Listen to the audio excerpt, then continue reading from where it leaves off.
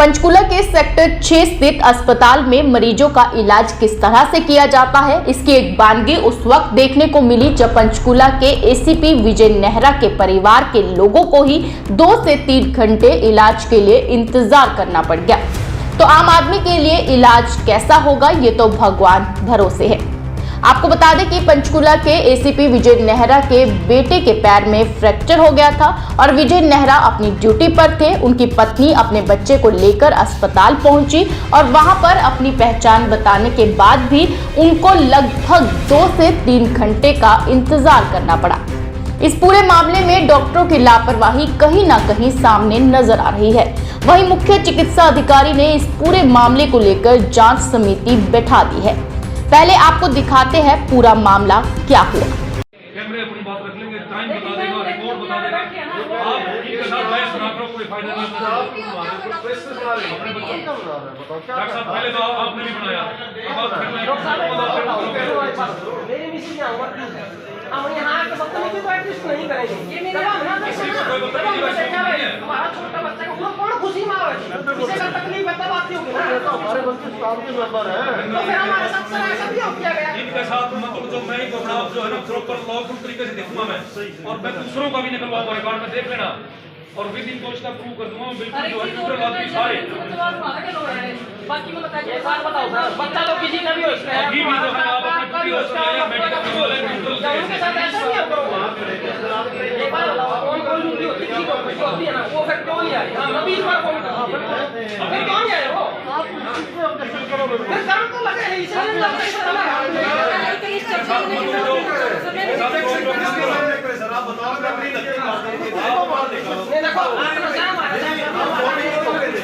हमारे एम्प्लॉय ने जब अपना पक्ष रखना था आप उसको चुप करवाया। हमारे जो एम्प्लॉय थे, अपना पुलिसमैन जो हमारे एम्प्लॉय थे, मेरी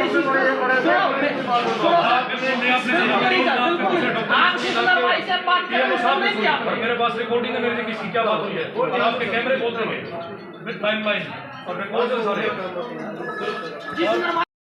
मेरा सर कल रात में कुछ आपके परिवार या रिश्तेदारों के साथ में सेक्टर 6 हॉस्पिटल में कुछ हंगामा हुआ था, क्या था वो पूरा मामला?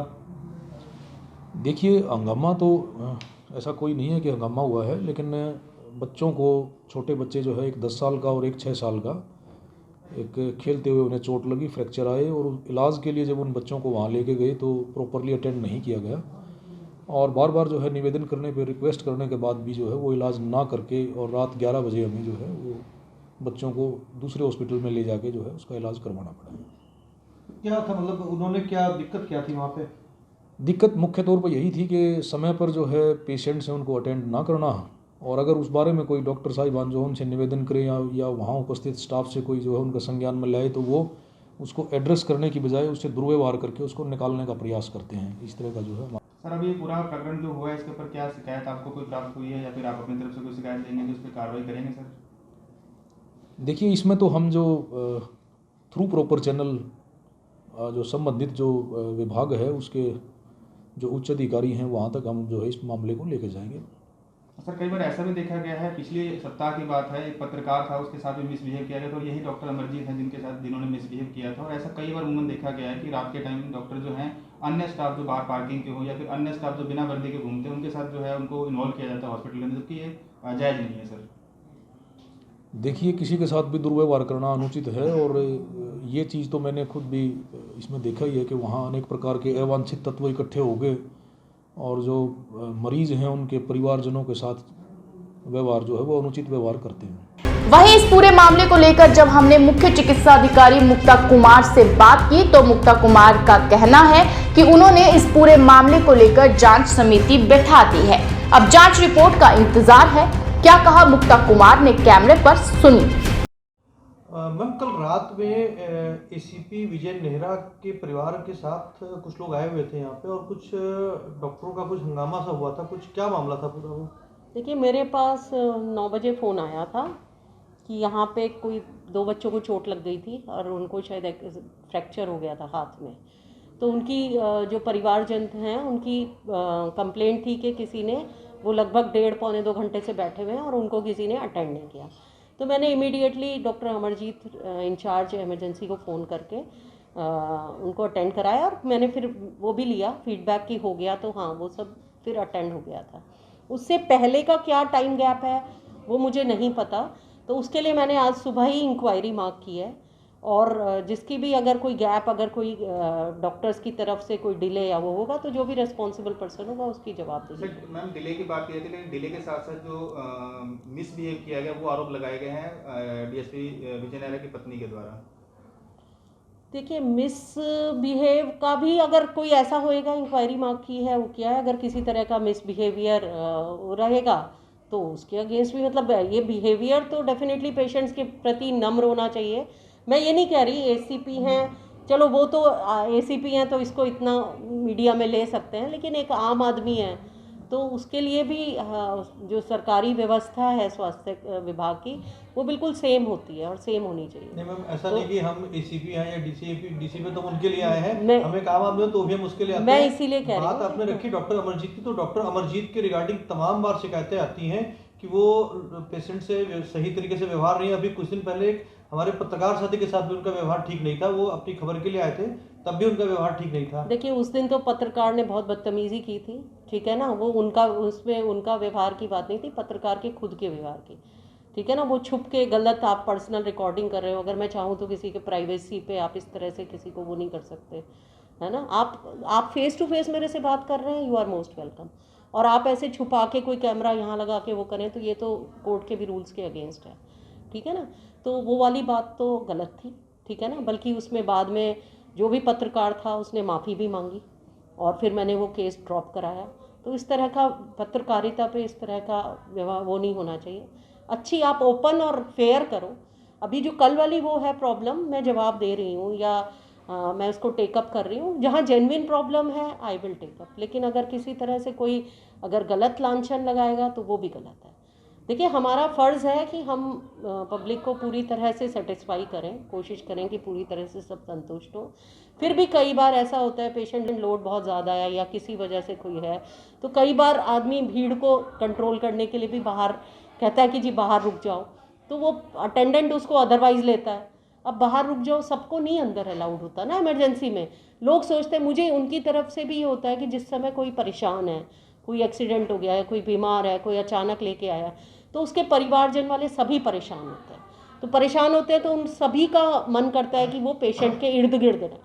तो उसमें क्या होता है ना, कई बार 8 से 10 लोग पेशेंट के आसपास खड़े रहते हैं, तो उनको कह के हमें बाहर करना पड़ता है। एक उसमें कल जो वीडियो हुआ था उसमें एक आरोप लगा था कि जो डॉक्टर थे उन्होंने शराब पी रखे थे ऑन ड्यूटी।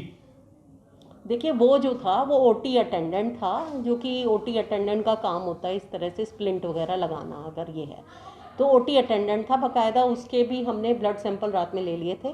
उसने कहा कि कोई किसी तरह की दारू नहीं पी हुई है और उसके कोई व्यवहार में कमी नहीं थी।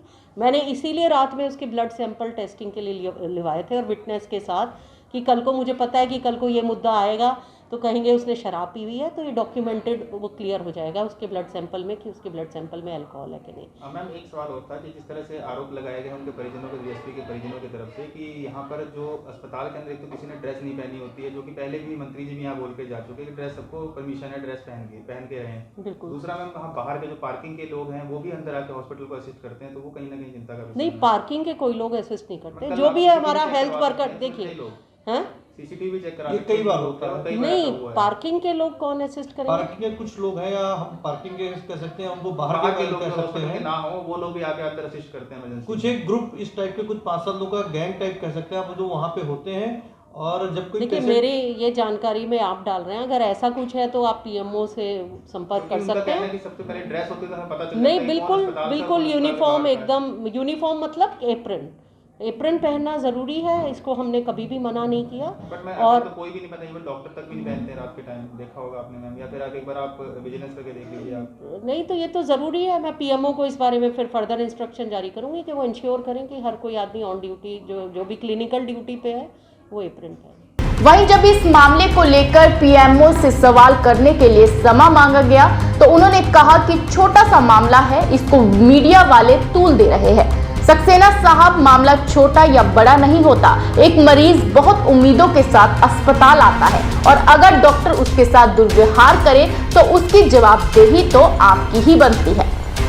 और यहाँ तो एक वीआईपी मरीज का ही जब इलाज नहीं हो सका तो आम आदमी का इलाज अस्पताल में किस तरह संभव है, ये तो प्रशासन ही बता सकता है।